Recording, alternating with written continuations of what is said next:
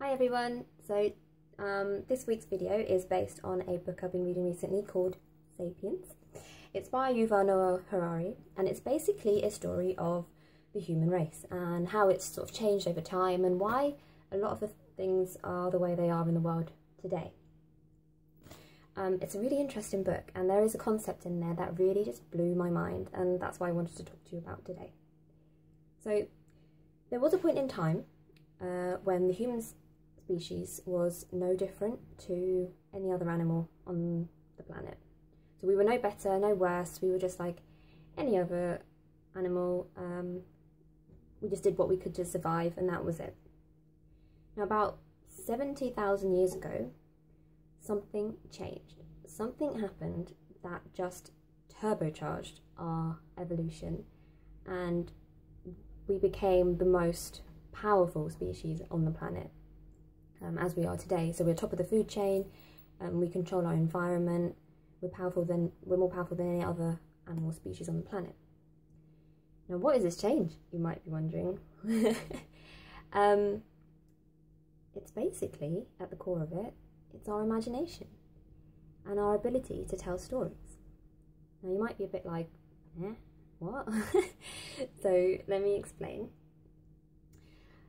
Humans are the only species to be able to imagine things outside of their physical reality. So other animals, they are very instinctual. Their reality is what they see around them, and they act on their instincts. But humans have this ability to imagine realities outside of the physical realm. So for example, let's take money. No other animal on this planet has the faintest idea what money is.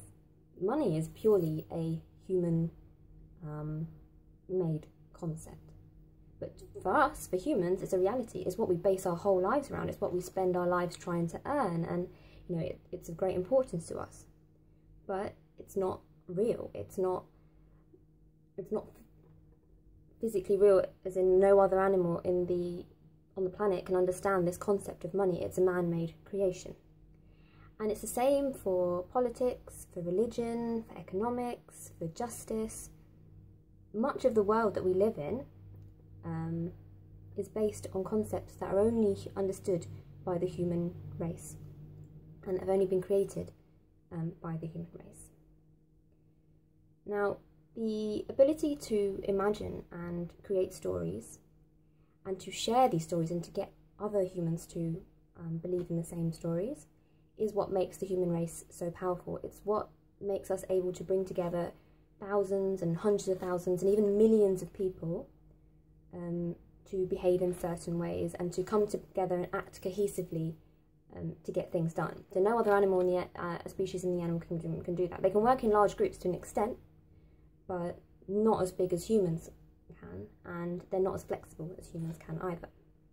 So take another example. So let's think of America. Everyone that lives on that piece of land that we call America believes that they're American. They believe in America, and they believe in the American dream. For those of us that don't live in America, we also believe in America. We believe that the people living on that piece of land are American, and then that is a country called America. Does any other animal or any other species believe in America? Do they even know what it is? No, they haven't got a clue, because America only exists in the human mind.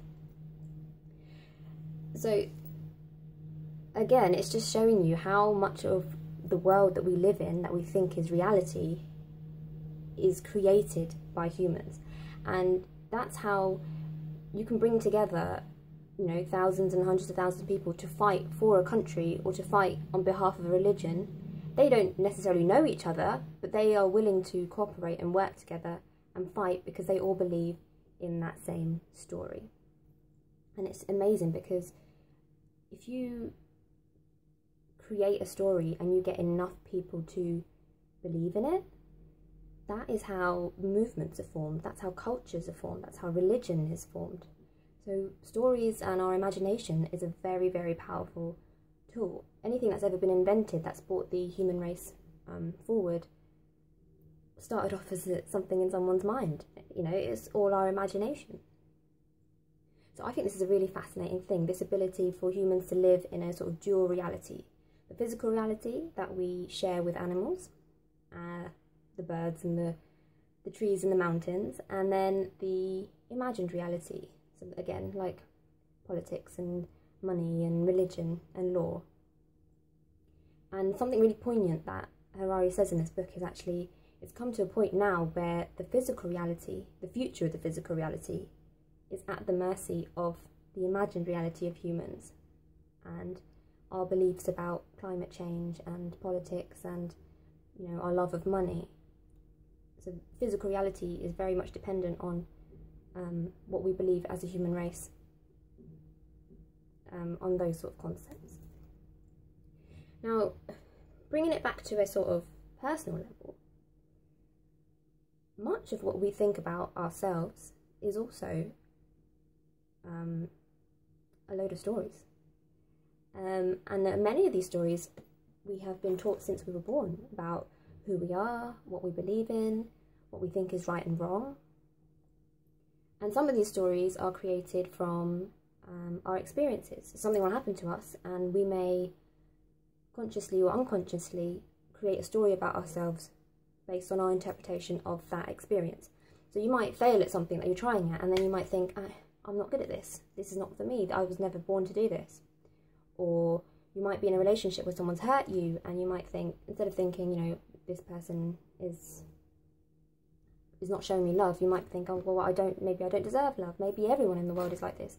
There are no good men out there, or there are no good women out there.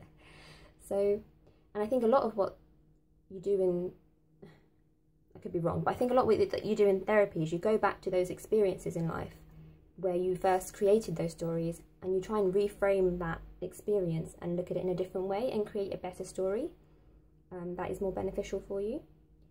And I guess that's kind of what I try to do here at A Glass Half Full as well. It's taking situations that we all go through in life and looking at them in a different way, and looking at them in a way that will benefit us, and creating a better story that will help us become better people.